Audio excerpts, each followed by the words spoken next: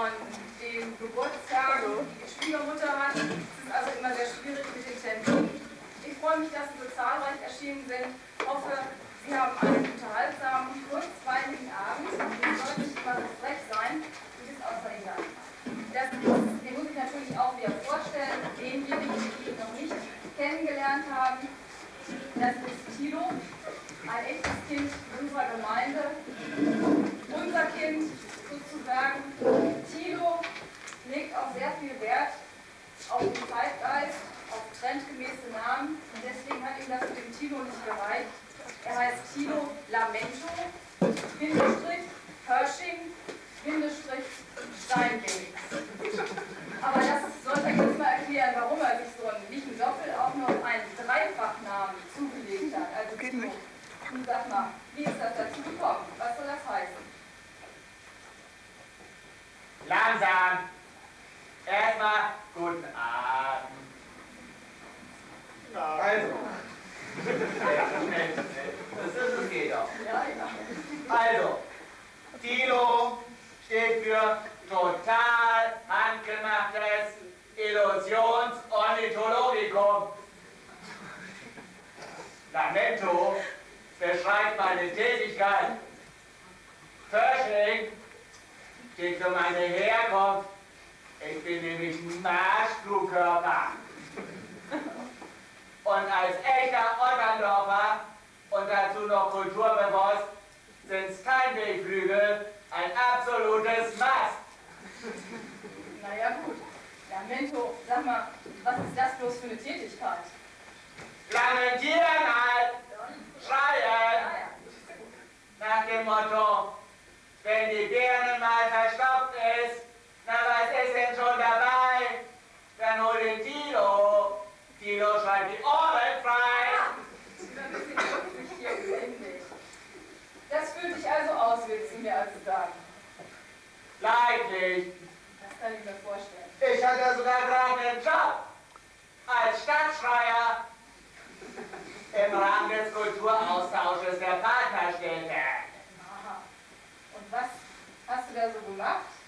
Und was ist das überhaupt? Lapidar gesagt, genial! Zu Hause bist du als Künstler doch bestenfalls dritte Wahl. Und durch diesen Tausch kommst du dann richtig zur Geltung. In 2 Jahren soll übrigens eine Theatergruppe herkommen. Im selben Programm aus Sheringham. Die Organisatorin hat neulich glaubhaft versichert, dass sie schon gehört hat und kein einziges Wort verstanden. Das ist wahre Kultur und das ist ein wahrer Kunstgenuss. Nun sag mal, in welche Partnerstadt hat es dich denn verstanden? Hey, Ja, dich. no, das soll erst noch eine werden. Das ist in Bangladesch am unteren Ganges. Wie heißt die gleich? Ach so, Natampur. Thilo, ich glaube dir ja viel, aber das glaube ich dir nicht. Überschwemmungen, Katastrophen, Überbevölkerung, Gesundheitsprobleme, soziale Probleme. Den Leuten geht so schlecht, du willst mir nicht erzählen, die wollen sich die Stadtschreier leisten. Lauter Propaganda.